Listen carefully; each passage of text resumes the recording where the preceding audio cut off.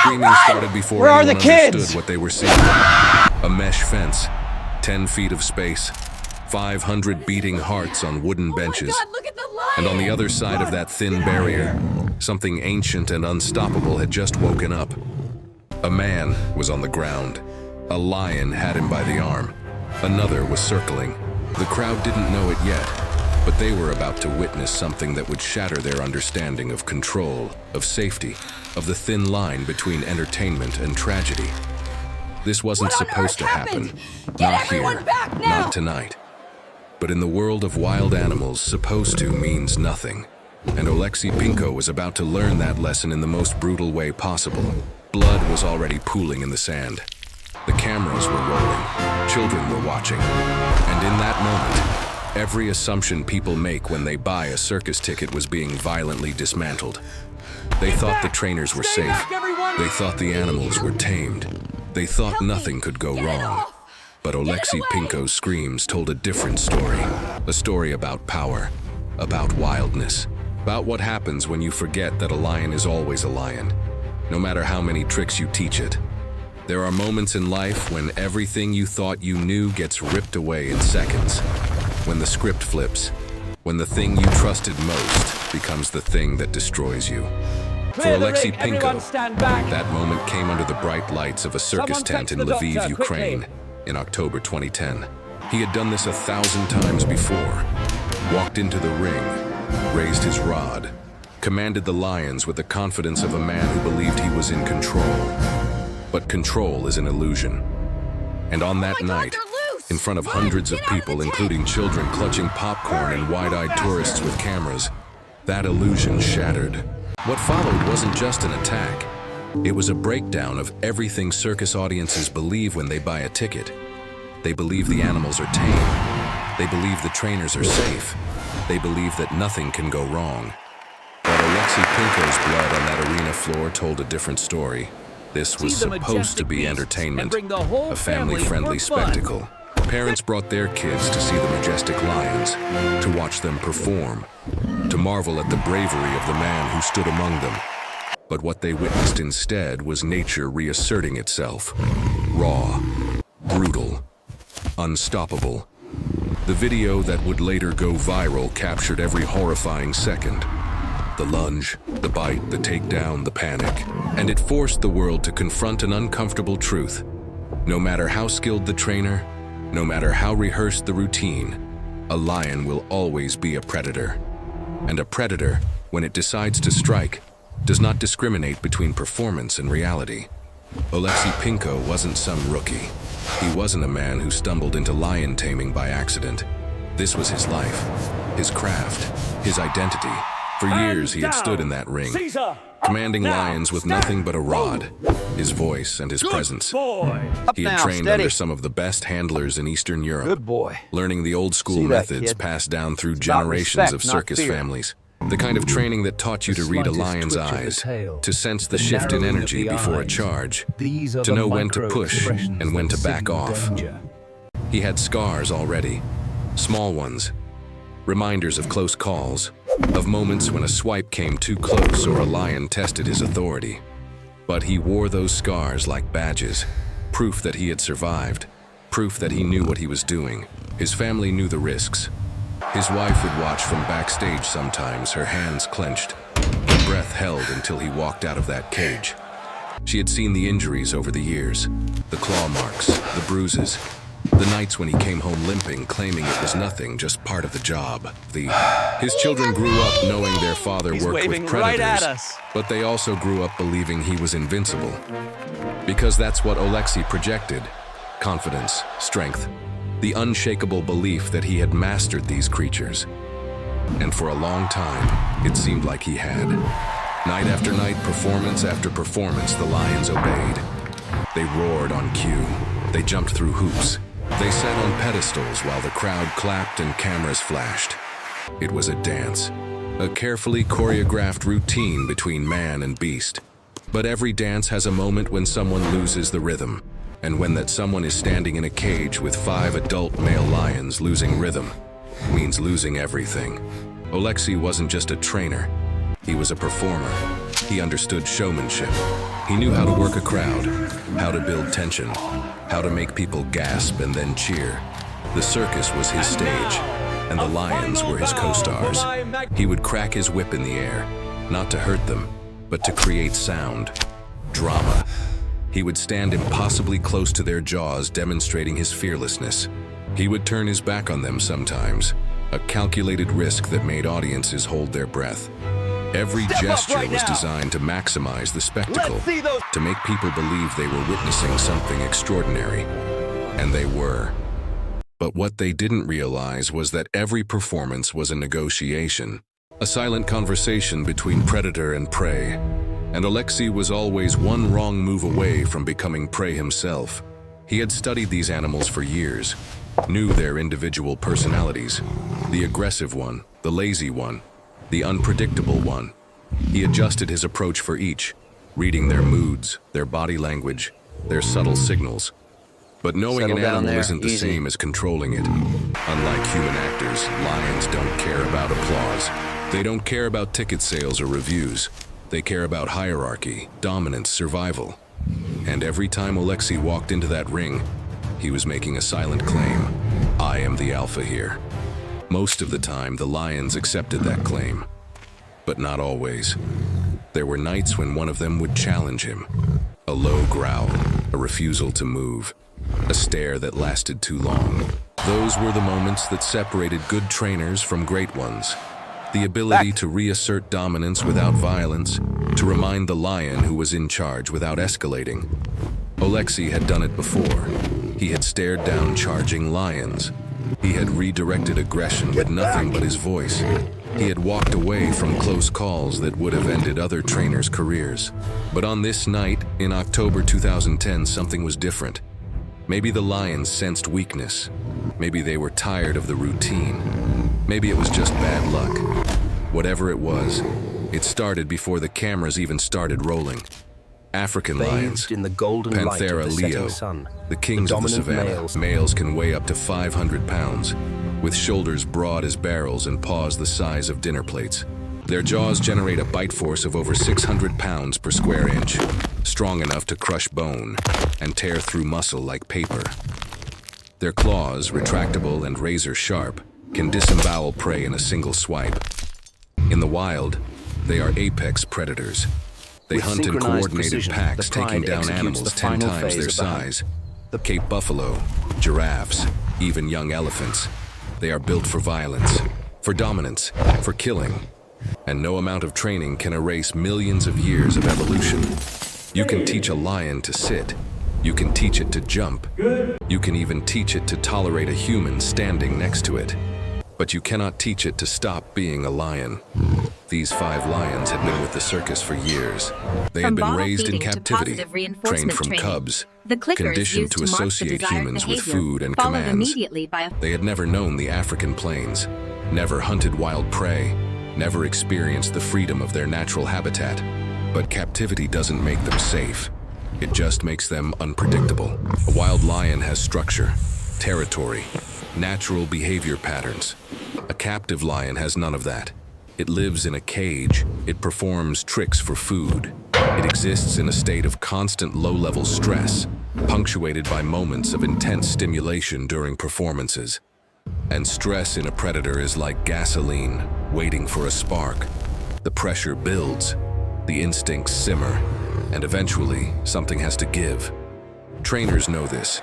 They watch for signs: aggression, refusal to eat, pacing back and forth in the cage, pinned ears, dilated pupils, excessive grooming. These are warning signs that something is off, that the animal is reaching a breaking point. But sometimes, those signs don't show up until it's too late. Sometimes a lion can seem perfectly calm one moment and then explode into violence the next. Because unlike humans, lions don't telegraph their intentions. They don't give speeches before they attack. They just act. And when they do, it's fast, brutal, and overwhelming. The lions in Oleksiy's act were all adult males. That's important. In the wild, adult males are loners or part of small coalitions. They are territorial, competitive, prone to sudden bursts of aggression, especially when their dominance is challenged. Putting 5 of them in a ring together is like putting 5 loaded guns on a table and hoping none of them go off. The only thing keeping them in check is the trainer's ability to maintain the illusion of dominance. But that illusion is fragile. It depends on consistency, on confidence, on never showing weakness. And the moment that illusion cracks, the moment one lion decides the trainer is no longer the alpha, the others might agree. Pack mentality kicks in. If one lion attacks, the others see it as permission, as validation. And when that happens, there is no reasoning with them. No commanding them back into submission. Help me. There is only survival. Oh God, please The cracks stop. had been showing for weeks. Small things. Things the audience would never notice, but the experienced trainers did. A lion that took too long to respond to commands. Another that growled when approached too closely. Moments of hesitation from Oleksiy. Brief pauses where he seemed to reconsider his next move. During rehearsals, one of the lions had charged the barrier between the ring and the backstage area. It didn't connect, but it was a message, a test. The other trainers saw it, talked about it in hushed tones. Maybe give them a rest. Maybe rotate the lineup. Maybe pull 1 or 2 out of the act for a few nights. But Oleksiy was stubborn, proud. He had been doing this for years. He wasn't going to let a few bad rehearsals shake his confidence. And besides, the show must go on. Tickets were sold, crowds were waiting. Canceling performances meant losing revenue, disappointing audiences, admitting something was wrong. And in the circus world, you don't admit weakness, you push through. In the days leading up to that October night, the tension backstage was palpable. The lions were restless, pacing more than usual, eating less. One of them had snapped at a handler during feeding time, something it had never done before. But these warning signs were rationalized away. They're just having an off week. The weather's changing. They always get moody. It'll pass. This is how disasters happen. Not with a single catastrophic failure, but with a series of small ignored warnings that accumulate until the system collapses. And Oleksiy, despite his experience, despite his instincts telling him something was off, walked into that ring anyway. Because that's what professionals do. They ignore their fear. They trust their training. They believe that their skill will carry them through. Until the moment it doesn't. Other trainers had noticed changes in Oleksiy too. He was more tense, more aggressive with the rod, using sharper jabs to keep the lions in line. This was a sign that he was compensating, that he felt his control slipping and was trying to reassert it through force. But force is a dangerous game with lions. It can work in the short term, but it also builds resentment. It erodes the relationship. And eventually the lion stops responding to the force and responds with force of its own. That's the tipping point. That's when trainers get hurt. And everyone backstage knew it was coming. They just didn't know when. The performance started normally enough. Oleksiy entered the ring with his usual swagger, his usual dramatic entrance. The lions were already inside, positioned on their pedestals, the starting formation they had done hundreds of times. The audience clapped. Children pointed excitedly at the massive cats. Cameras came out. Everything looked perfect, but Oleksiy was already limping, already injured. The attack had started before the video even began. Backstage, during the setup, while moving the lions from their holding cages into the performance ring, one of them, the biggest one, had lunged without warning, caught him off guard, bit into his thigh. The wound wasn't deep, but it was enough. Enough to draw blood, enough to compromise his movement, and enough to send a signal to every lion in that ring. He's hurt. He's vulnerable. He's prey. Oleksiy made a choice in that moment. He could have stopped the show, called for medical attention, taken the night off, but he didn't.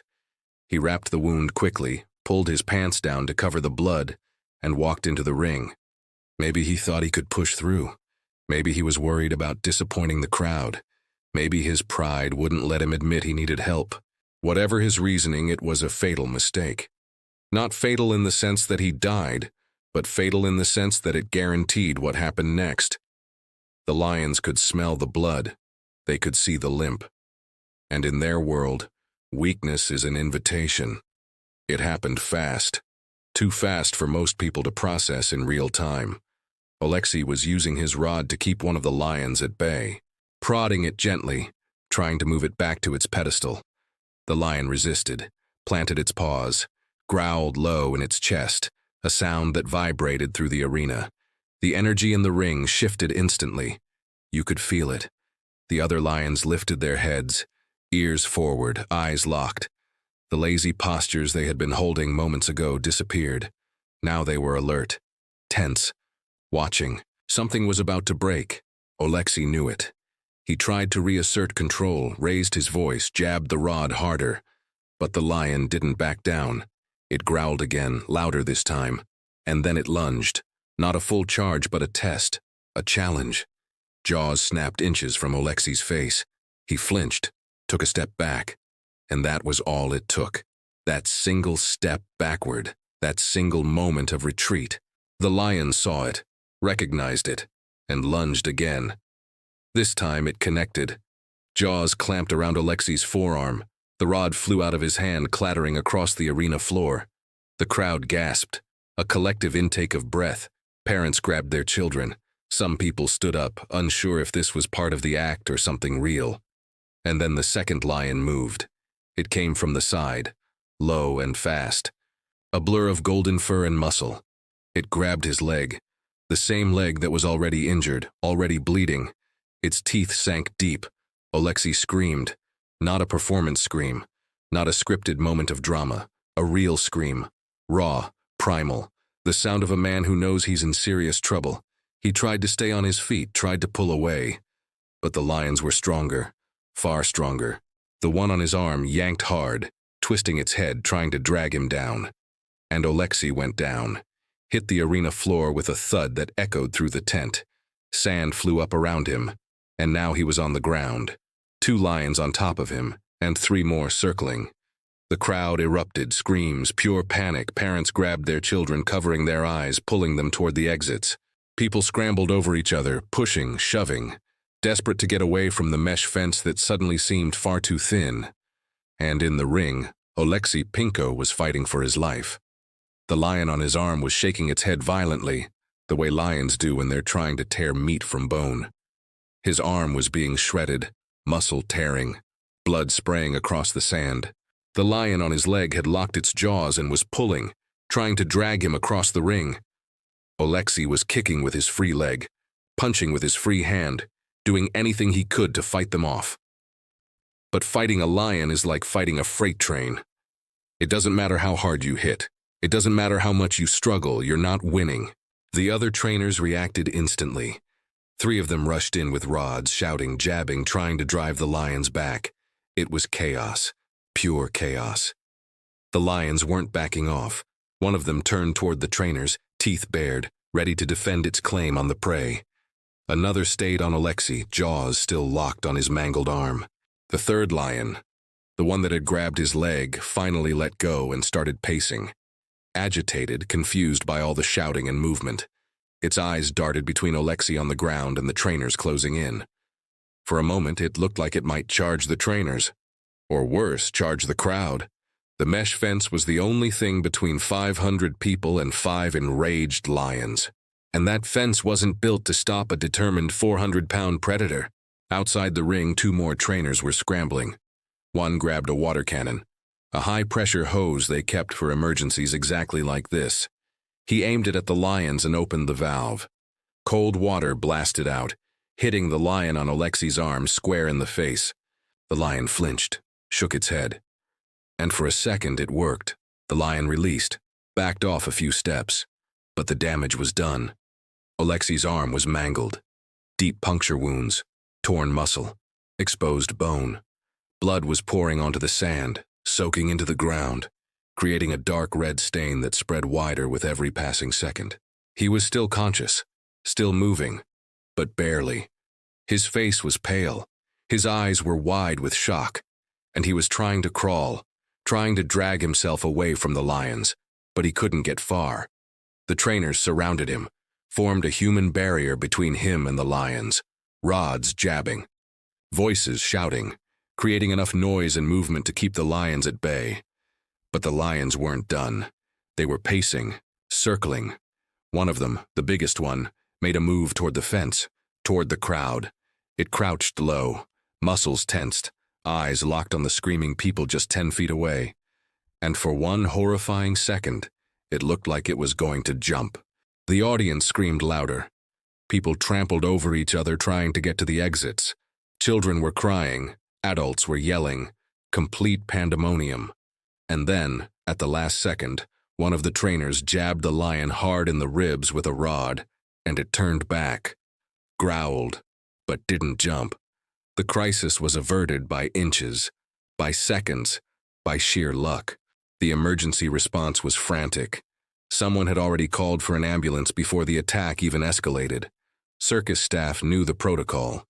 They had drills for this exact scenario. But drills don't prepare you for the reality of watching a man get mauled in real time.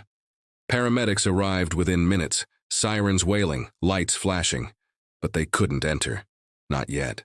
They had to wait for the trainers to get the lions out of the ring. Those minutes felt like hours. Every second that ticked by was another second of Oleksiy bleeding out on the sand. The trainers were working as fast as they could, using the water cannon, using rods, shouting commands. Slowly, painfully, they drove the lions toward the exit gates. One by one, the lions were herded back into the holding cages. It took 5 trainers, 15 minutes, and more luck than anyone wanted to admit. But finally, the ring was clear. The paramedics rushed in. They found Oleksiy lying in the sand, clutching his arm, his body shaking uncontrollably. Shock was setting in. His face was gray. His breathing was shallow and rapid. The first thing they did was apply a tourniquet to his arm. The bleeding was severe, life-threatening. If they didn't stop it, he would bleed out before they got him to the hospital. One paramedic worked on the arm while another checked his leg. Multiple puncture wounds, deep, but not as catastrophic as the arm. They loaded him onto a stretcher, moved quickly but carefully. Every jostle sent fresh waves of pain through his body. Oleksiy was barely conscious now, drifting in and out, mumbling something about the lions, about the show, about how it wasn't their fault. The crowd parted as they carried him out. Silent now. The screaming had stopped, replaced by a heavy, suffocating silence. People watched with wide eyes and pale faces. Children were crying into their parents' shoulders. Doug Shepard, the American tourist who had been filming the entire thing, was frozen. His camera was still recording. His hands were shaking. His kids were asking what happened, asking if the man was going to be okay, and he didn't know what to say, because he didn't know. Nobody knew. The ambulance screamed through the streets of Lviv, sirens wailing, lights flashing, drivers pulling over to let it pass. Inside, the paramedics were working frantically, starting an IV, administering pain medication, monitoring his vitals. His blood pressure was dropping, his heart rate was spiking, classic signs of shock and blood loss. They radioed ahead to the hospital, told them to prep the OR, told them it was a lion attack, told them it was bad. At the hospital, the trauma team was waiting, surgeons, nurses, anesthesiologists. They wheeled him straight into the operating room. No delays, no paperwork, just action. Because every second counted. The surgery took hours, 6 hours of meticulous, painstaking work. They cleaned the wounds, removing dirt and debris and fragments of clothing that had been driven into his flesh by the lion's teeth. They irrigated with liters of saline, flushing out as much bacteria as possible. Lion bites are catastrophic not just because of the physical damage, but because of the infection risk. A lion's mouth is a bacterial nightmare. Every bite is a potential death sentence if not treated aggressively. They debrided the dead tissue, sutured torn muscles, reconnected severed tendons, set broken bones. His radius was fractured in 2 places. His ulna had a hairline crack. The surgeons worked methodically, rebuilding what the lion had destroyed. And when it was finally done, when they had done everything they could, they pumped him full of broad-spectrum antibiotics and wheeled him into recovery. When Oleksiy Pinko finally opened his eyes, the first thing he saw was white ceiling tiles. The second thing was his wife's face, pale and tear-streaked, hovering over him. And the first words out of his mouth, slurred from the anesthesia, were, Are the lions okay? Not, am I okay? Not, what happened? But are the lions okay? Because even after everything, even after nearly dying, he still saw them as his responsibility, as his animals. That's the mindset of a tamer. It's not just a job, it's an identity. And losing that identity is sometimes worse than losing a limb. The video went viral within days. Doug Shepard's footage was picked up by news outlets around the world. CNN, BBC, Al Jazeera. Every major network ran the story. People watched in horror as the attack unfolded frame by frame. The lunge, the bite, the takedown, the blood. It was brutal, unflinching, and it sparked a global conversation. Animal rights activists seized the moment. PETA released statements condemning the use of wild animals in circuses. Petitions were launched calling for bans on exotic animal performances. Protests were organized outside circuses across Europe. The footage became a rallying cry. Proof, activists said, that wild animals do not belong in entertainment, that no amount of training can make them safe, that every performance is a tragedy waiting to happen. The circus in Lviv faced intense scrutiny. Investigators arrived, asked questions, reviewed safety protocols, interviewed trainers, examined the lions. The findings were damning. The circus had been operating with minimal oversight. Safety barriers were inadequate. Trainer-to-animal ratios were too low. And there was evidence that the lions had been showing signs of stress for weeks before the attack. Signs that were ignored, dismissed, rationalized away. The circus management defended themselves, said the trainers were experienced, said safety measures were in place, said it was a freak accident. But the evidence told a different story. This wasn't a freak accident.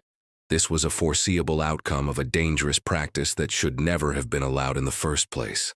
Public opinion shifted dramatically. Attendance at animal circuses dropped across Europe. More countries began introducing legislation to ban wild animal acts. Some circuses voluntarily retired their animal performers, switching to human-only acts. Others doubled down, arguing that traditional circus arts were being unfairly targeted. But the momentum was against them. The video of Oleksiy Pinko being mauled had shown the world something it couldn't unsee. And once you see the reality, you can't go back to the illusion. Oleksiy survived. That's the important part. He didn't die.